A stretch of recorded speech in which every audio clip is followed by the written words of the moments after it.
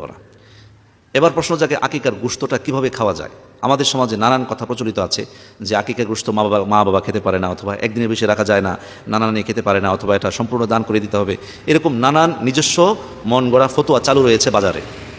এক্ষেত্রে আকিকার গোশত আপনি কিভাবে বন্টন করবেন, তার সহজ উত্তর হচ্ছে এই: কুরবানির গোশত যেভাবে বন্টন করা হয়, খাওয়া হয়, একই নিয়মে আকিকার গোশত খাওয়া হয় এবং বন্টন করা হয়। বন্টন এবং খাওয়ার ক্ষেত্রে কুরবানির মাংস আকিকার মাংসের কোনো পার্থক্য নেই। আকিকার গোশত কাঁচা ভাগ করে দেওয়া বা রান্না করে বন্টন কিংবা দাওয়াত করে খাওয়ানো সবই জায়েজ। অর্থাৎ যিনি আকিকা দিচ্ছেন তিনি যদি চান যে কাঁচা মাংস বিতরণ করবেন, এটাও তার জন্য জায়েজ। তিনি যদি চান যে পাখি অর্থাৎ রান্না করে বিতরণ করবেন, এটাও তার জন্য জায়েজ। তিনি যদি চান যা মেহমানদারি করে মানুষকে দাওয়াত দিয়ে খাওয়াবো, এটাও জায়েজ। তারপরে আকিকার গোশত নিজের মা বাবা, দাদা দাদি, নানা নানি, আত্মীয় স্বজন সবাই খেতে পারবে, এতে না জায়েজ হওয়ার কোনো প্রমাণ নেই। তারপরে আকিকার গোশত একদিনে বেশি রাখা যাবে না, এরকম কথা ভিত্তিহীন। আর পিতা যদি সামর্থ্যবান না হন তাহলে ছেলের পক্ষ থেকে একটি বকরি আকিকা করা জায়েজ, আর আকিকা না করলেও কোনো দোষ নেই। অর্থাৎ কোনো বাবা যদি তার সন্তানের আকিকা না করে জীবন